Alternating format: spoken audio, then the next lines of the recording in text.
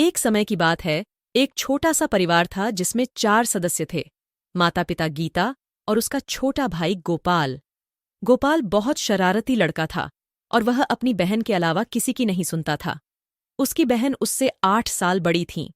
वह अपनी बहन के सबसे करीब था और वे एक दूसरे से हर बात साझा करते थे। जल्द ही वे बड़े हो गए और गीता की शादी का समय आ गया। गोपाल ने शादी को सफलतापूर्वक संपन्न कराने के लिए काफी तैयारियां कीं और उसने अपनी सबसे प्यारी बहन को नम आंखों से विदाई दी। गीता के ससुराल वाले उसके मायके से 2 गांव दूर रहते थे, लेकिन दोनों गांवों के बीच एक बड़ा जंगल था, इसलिए गोपाल अक्सर अपनी बहन से मिलने नहीं जा पाता था। एक दिन उन्हें खबर मिली कि गीता ने एक बच्चे को जन्म दिया है। गोपाल अपने भांजे से मिलने के लिए इंतजार नहीं कर सका और उसने अपने माता पिता से कहा कि वह उसकी बहन से मिलना चाहता है। चूंकि वह अभी भी इतना बड़ा नहीं हुआ था कि विशाल जंगल में अकेले यात्रा कर सके, उसके माता पिता ने उससे कहा कि अगले महीने अपनी फसल काटने के बाद वे सभी एक साथ उससे मिलने जाएंगे, लेकिन अभी उन्हें फसलों की देखभाल करने की जरूरत है। लेकिन गोपाल ने कहा कि वह काफी समय से अपनी बहन से नहीं मिला है और वह अब और इंतजार नहीं करना चाहता। काफी बहस के बाद भी जब गोपाल ने जाने की जिद नहीं छोड़ी, तो उसके माता पिता ने उसे अनुमति दे दी। अगले दिन उसके जाने से पहले उसकी माँ ने उसके लिए कुछ खाना दिया। उन्होंने उसे चेतावनी भी दी कि उसे पूरा जंगल पार करके ही बैठना, आराम करना और खाना खाना चाहिए, क्योंकि रात में जंगल सुरक्षित नहीं है, उसे जंगल में नहीं रुकना चाहिए।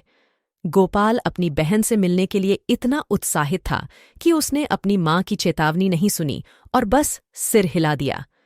उसने अपने माता पिता का आशीर्वाद लिया और गीता के घर के लिए निकल पड़ा। जल्द ही वह जंगल में प्रवेश कर गया। कुछ मील चलने के बाद उसने कुछ खरगोशों को देखा और उनका पीछा करना और उनके साथ खेलना शुरू कर दिया। वो जल्दी ही अपनी माँ की बताई बात भूल गया। थोड़ी देर खेलने के बाद वह थक गया और खाना खाने बैठ गया। भोजन करने के बाद उसे नींद आने लगी तो वह एक पेड़ के नीचे बैठ गया और आंखें बंद कर लीं और झपकी ले ली। फिर वह स्वप्न देखने लगा कि वह जंगल में सो रहा है और अचानक एक शेर ने आकर उस पर हमला कर दिया। वह घबराकर नींद से जाग गया। उसे डर लग रहा था और पसीना आ रहा था। वह तेजी से उठा, अपना सामान उठाया और समय पर जंगल पार करने की जल्दी की। उसने सपने के लिए भगवान को धन्यवाद दिया, जैसे कि अगर उसने सपना नहीं देखा होता तो वह सो रहा होता और रात हो जाती, और रात में जंगल सुरक्षित नहीं है। गोपाल ने जल्द ही सूर्यास्त से पहले जंगल का रास्ता पार कर लिया और फिर जंगल पार करने के बाद गांव आया। उसने उस गांव में खाने और रात बिताने के लिए एक जगह ढूंढी। सुबह वह अपनी बहन के घर के लिए निकला और दोपहर तक वहां पहुंच गया। गीता उसे वहां देखकर चौंक गई और वह दौड़कर उसके गले लग गई। गीता बहुत खुश हुई कि उसका भाई अकेले ही विशाल जंगल पार करके उससे मिलने चला आया है। फिर गीता अपने बेटे को उसके मामा से मिलवाने ले आई। अपने भांजे को देखकर गोपाल की आंखों में आंसू आ गए। उसने उसे अपनी गोद में ले लिया। तभी गीता ने उसे बताया कि उसने अपने भाई के नाम पर अपने बेटे का नाम गोपाल रखा है, जिसे वह बहुत प्यार करती है।